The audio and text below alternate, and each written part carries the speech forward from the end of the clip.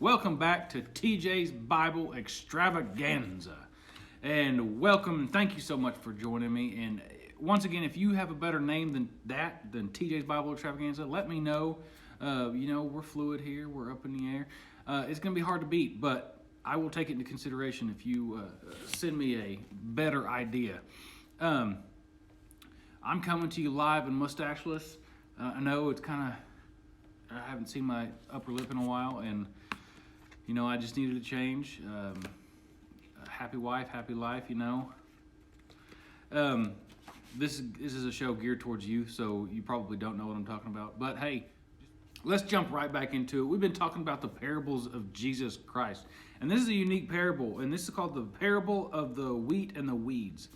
And in Matthew 13, verse 24 through 26 says, He presented another parable to them. The kingdom of heaven may be compared to a man who sowed good seed in his field. But while people were sleeping, his enemy came, sowed weeds among the wheat, and left. When the plant sprouted and produced grain, then the weeds also appeared. This parable is talking about the kingdom of God being a seed. And the good seed that the man sows, and he does all this work, and then the evil one, the devil, comes in and he plants weed around it. And these weeds kind of choke out all the good stuff that's happening. It chokes out the fruitfulness of the wheat plant. And that's what the devil wants. He doesn't want you to succeed. He doesn't want the kingdom of God to move forward. So he'll come in and he'll plant seeds of sin and here and there and places, and it'll start to slowly choke out all of the good things that we've been doing in our life and all of the good things that God has for us.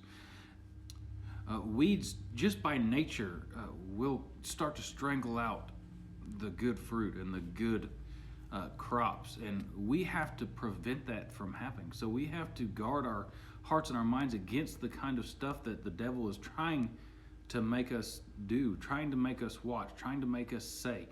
That's the kind of stuff that we have to protect ourselves from. But the parable goes on.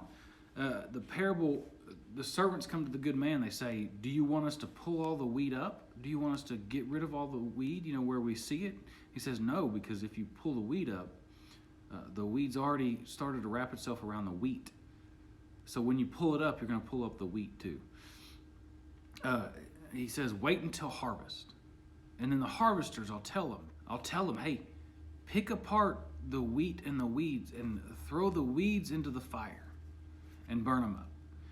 In this analogy, he's talking about the harvest time being the end of times and the harvesters being the angels. And the angels are going to come in and they're going to pick the weed, or all of the evil-causing things and all the sin-causing things out of the kingdom of heaven, and they're going to throw it into the fire.